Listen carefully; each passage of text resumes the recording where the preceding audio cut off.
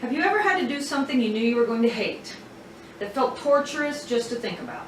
Well, that's how I felt about going to a kirtan. What is a kirtan, you ask? Why was I hesitant to participate in one? I'm going to tell you. I'm also going to tell you what I gained from being dragged into something that I did not want to do. Now, keep in mind that I am new to the idea of kirtan, and I definitely can't provide every detail of its description.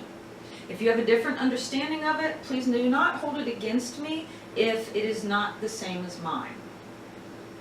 Kirtan can be explained in a couple ways. Depending on one's viewpoint, it can be a form of religious expression. It can be used for meditative purposes and can be a way to connect on a social level with like-minded people. It is philosophical, performance art, and musical concert all in one. The way the kirtan is performed is a call and response type of singing chanting that repeats the names of God. There are usually two performers who sing the verses back and forth to each other while playing instruments. The audience comes in on the repeated verse with one of the performers, and each verse goes back and forth like that. Sometimes the audience is encouraged to clap or even dance. Some participants do not need urging and are completely absorbed in the expressive dancing. So, it doesn't sound that bad, right? Wrong. There are a couple of reasons why I was hesitant to participate in a kirtan. First, because I'm an atheist, and second, I don't dance or sing. I don't follow any religious teachings, and I don't agree with many aspects of organized religion. I'm a naturist, so I believe everything that exists can be explained, eventually, with science.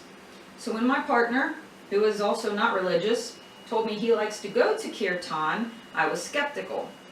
I know how things like this work.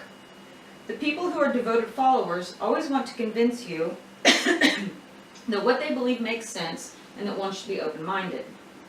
Okay, well, I am open-minded, but I don't like to be bombarded with opinions about ideologies until I experience and observe something to draw my own conclusions. From what little I do know about kirtan, it has roots in the Hindu religions, which encompass a bunch of gods, which are actually just one god. So already, I'm not comfortable with that.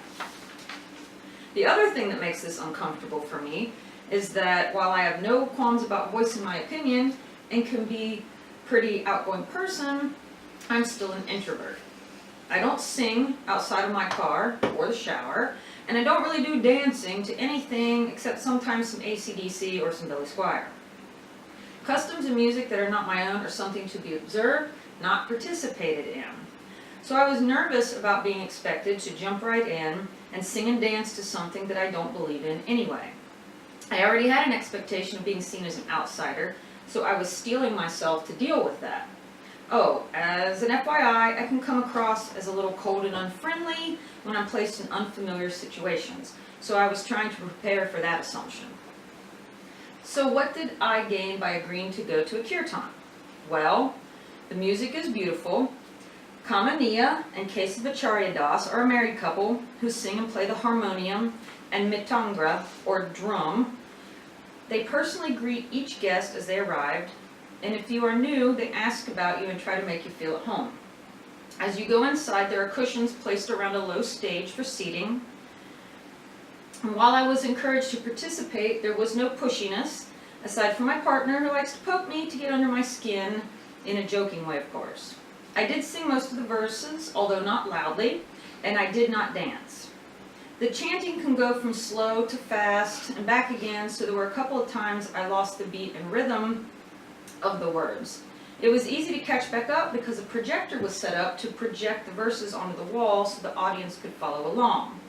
There were also beautiful illustrations that helped to give context to the Sanskrit words. After the kirtan, both performers talked to us, and I got to understand a little of their beliefs and why they were devotees. Both felt a calling to bring people together in a loving way, and this was how they chose to do it. Kesavacharya Das said that you don't have to be a believer in any god to get the benefits of kirtan.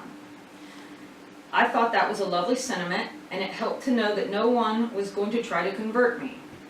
I felt that I could have an open-minded discussion with them. So, all in all, My worries and preconceived notions were misplaced, and I enjoyed myself. Kirtan is not only about religion or chanting and singing. It is for getting in touch with your spiritual side, whatever that may be.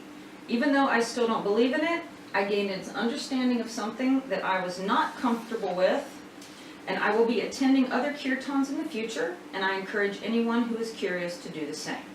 Thank you.